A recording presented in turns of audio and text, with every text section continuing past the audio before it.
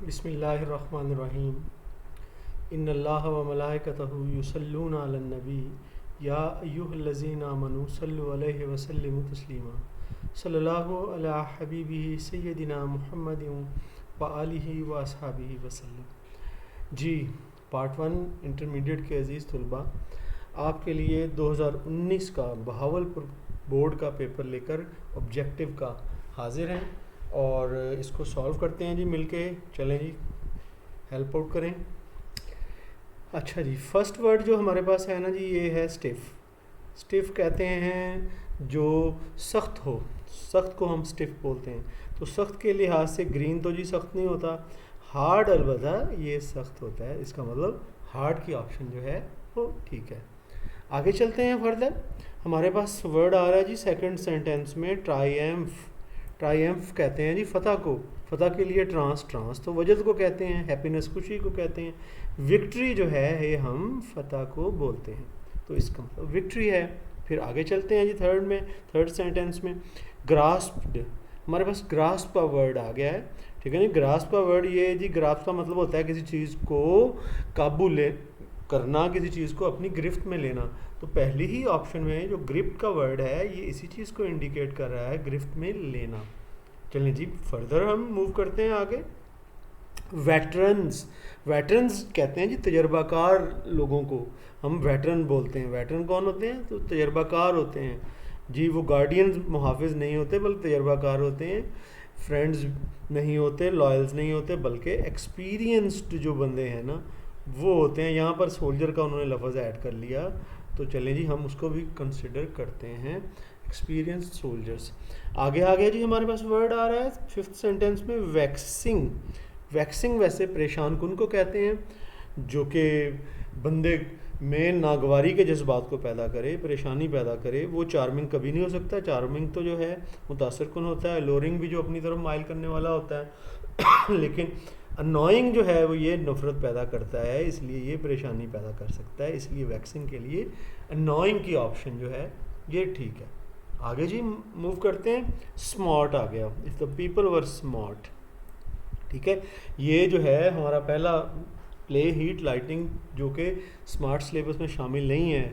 देखें यहाँ पे वर्ड स्मार्ट तो है, वो स्मार्ट सिलेबस में शामिल नहीं है, तो उसमें से है। यहाँ पे स्मार्ट से मुराद जो है कि लोग अगर जो है ना अक्लमंद हों, दाना हों, तो वो बाहर ना आए रातों को, ठीक है जी। ये तो है। फिर दाना अक्लमंद के लिए एजुकेटेड जी पढ़ा लिखा होता है, ये नहीं है। ये स्विफ्ट का मतलब होता है तेज़, लेकिन वाइज का मतलब होता है दाना, ठीक है ना, अक्लमंद, समझदार। आगे चलते हैं जी। आगे जी प्ले है जो विज़िट टू स्मॉल प्लानट, उसमें से ये आया है जी, वर्ड है थारो स्टडी। थारो जो है कहते हैं जो कि डिटेल्ड हो, मुकम्मल उसे कह लें जी। ये मुकम्मल का वर्ड यही चीज़ जो है बताता है, इस कंप्लीट स्टडी। आगे चलते हैं जी। अनरूली का वर्ड आया, अनरूली। अनरूली कहते हैं बदतमीज़ को, ठीक है जी। बदतमीज़ को हम अनरूली बोलते हैं। तो यहाँ पे बदतमीज़, हंगरी तो भूखा होता है जी। इनडिसिप्लिन जो है, ये जो डिसिप्लिन नहीं ख्याल रखता वही बदतमीज़ होता है, ठीक है जी। ये हो गया।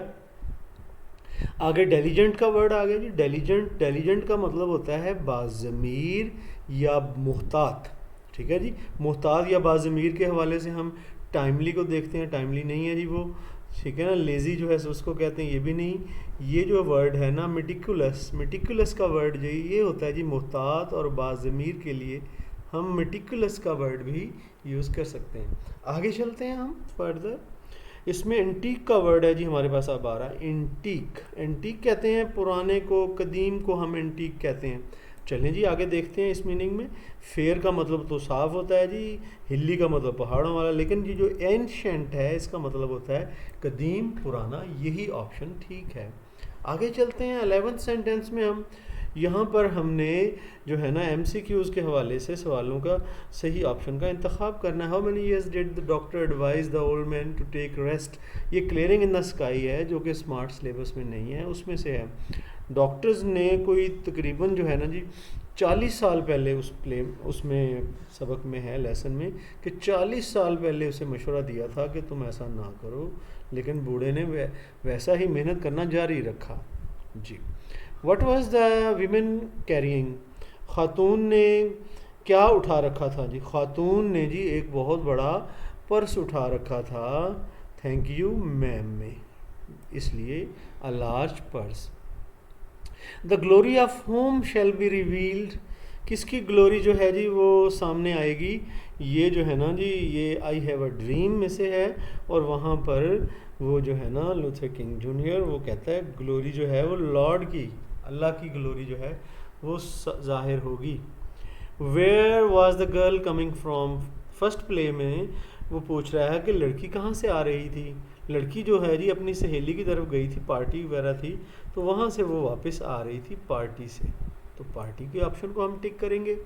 और इसके बाद हम आगे चलते हैं, ये थर्ड प्ले में हमारे पास जो बार्बर है Harry, how many barbers are there in okay by the sea, okay by the sea में कितने हजाम मौजूद हैं जी, वो ओके बाय द सी के हजाम, वहाँ पर सिंगल ओनली वन ही बार्बर है, सारे लोग उसी के पास जाते हैं और वहीं पर लोग सारे जमा हो रहे थे, तो इसका वन की ऑप्शन होगी। अब आगे चलते हैं फर्दर जी, हमारे पास टेंस के करेक्शन के हवाले से हैं जी ऑप्शंस, इसको भी देखते हैं। देखें जी पहले टेंस में हम देखते हैं सिंस और फार जो है ये परफेक्ट कॉन्टिन्यूस टेंस में यूज़ होता है, जहाँ जिसमें कि हैज़ बीन, हैव बीन या हैड बीन लगता है। अब यहाँ पर क्योंकि ज़्यादा लड़के हैं तो ये हैज़ तो नहीं लेगा, हैव लेगा, हैव बीन आगे ING वाली फॉर्म लगेगी, कहाँ है जी ये है हैव बीन और आगे ING वाली फॉर्म, ठीक है जी।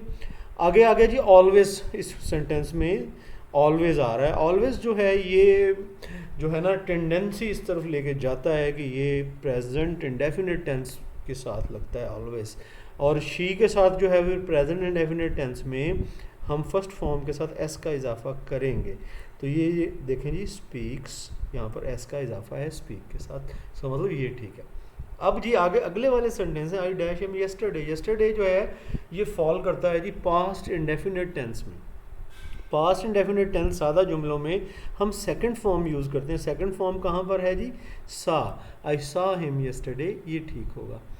आई dash Lahore next week, next week जो है अभी आया नहीं है, ये फ्यूचर में फॉल करेगा, ठीक है जी, फ्यूचर में फॉल करेगा, बिल्कुल विल शैल लगना चाहिए, लेकिन यहाँ पर विल शैल की ऑप्शन नहीं है, वुड इस तरह से नहीं लगता, लेकिन आपके इल्म में ये बात होनी चाहिए कि प्रेजेंट कॉन्टीन्यूस टेंस इसको भी हम फ्यूचर इंडेफिनेट की सेंस पैदा करने के लिए यूज़ कर लेते हैं, ये ग्रामर में है, तो इसलिए I am visiting Lahore next week, ये ठीक होगा। आगे चलते हैं, जो 20th सेंटेंस में हमारे पास सेंटेंस में रिसेंटली का वर्ड यूज़ हुआ है, रिसेंटली जो है जी ये टर्न करता है, ये इस तरफ रुझान होता है इसका कि ये प्रेजेंट परफेक्ट टेंस के साथ रिसेंटली का वर्ड आप यूज़ करते हैं, अगर चाहे पास्ट के साथ भी, पास्ट इंडेफिनिट के साथ समटाइम्स यूज़ होता है, लेकिन ज़्यादातर जो है ये प्रेजेंट परफेक्ट टेंस के साथ यूज़ होता है। प्रेजेंट परफेक्ट टेंस में जी हैज़ और हैव के साथ थर्ड फॉर्म यूज़ होती है, ही के साथ हैज़ लगेगा, हैज़ के साथ थर्ड फॉर्म, ए ही ऑप्शन में आपके पास मौजूद है। जी स्टूडेंट्स, ये तो था आपका पेपर बहावलपुर बोर्ड का जी, और ये देखें पेपर आपको कितनी मेहनत से करवाए जा रहे हैं, और ये मेहनत जो है ना आपने हमें अच्छे नंबर लेके उस मेहनत का अजर जो है ना वो मिलना चाहिए। अल्लाह ताला आपको इम्तिहानों में कामयाब करे और मुझे दुआओं में याद रखिएगा। फ़ी अमानिल्लाह, अल्लाह हाफिज़।